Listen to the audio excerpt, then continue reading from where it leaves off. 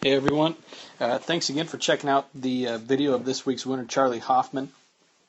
I was really excited when I came back home today and I saw Charlie had won because he embodies a really good golf swing and really a lot of the things that I believe and I teach in the golf swing, which is a lot of connection and really just using the big muscles in your golf swing, the shoulders, the core, and the hips to work the golf ball. So I know that a lot of people have heard those words, connection, and using the big muscles, but I wanted to show you really what it meant, and so I picked out somebody else over here on the right who does it a little bit different, and Phil Mickelson, who said that he likes to swing the golf club rather than work the big muscles at the Masters. So I'm going to compare the two and show you just kind of the contrasts in the two different swing styles and teaching styles. So first thing I'm going to do to make it a little is go ahead and flip Phil around over here so he plays right-handed and we can see and kind of compare everything together. So the first thing that we're going to notice is in the full backswing position. I'm going to play Phil all the way through up to the top of his backswing, and if you didn't know how far Phil goes in his backswing, well, there you go. You can see it right there. Pretty much well past parallel. Now, as we get Charlie in the same position up here, he takes it back much shorter. He never even gets to parallel, and that's even with his driver. He's significantly shorter, even with his 7-iron and stuff.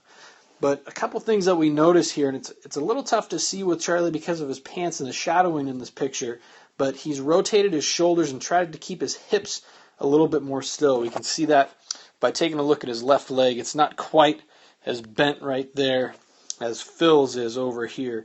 So Charlie is really generating a lot of power and a lot of torque. He's basically winding up his body, turning his shoulders up against his hips, to where Phil, he's basically released his hips. He doesn't have any tension or torque that's going on there. Now, really the big thing and the big key, and one of the things that I like to see, is how we get back to the golf ball. Do we return with hands and arms, or do we return with our body? And again, we're going to start with Phil here. You're going to see how he races back and how he gets that club back in front of him with using more arms. Incredible lag that he pulls off right here.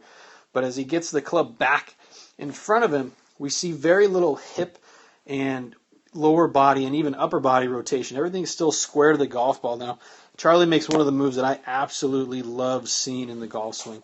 He's just going to take this V right here, boom, with his arms, and he's just going to keep that the entire time and move it all the way back down in front of him.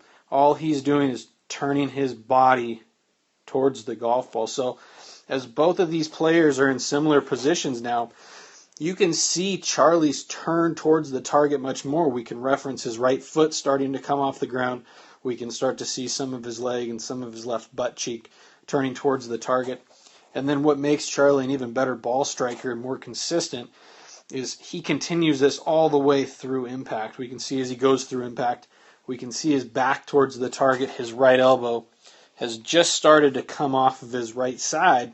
He's just turned his body back to the target, versus Phil, who's still just going to swing his arms. We can see even well before impact, his trail arm is coming off the golf club, and even then we don't see nearly as much rotation with the lower body as we did with Charlie.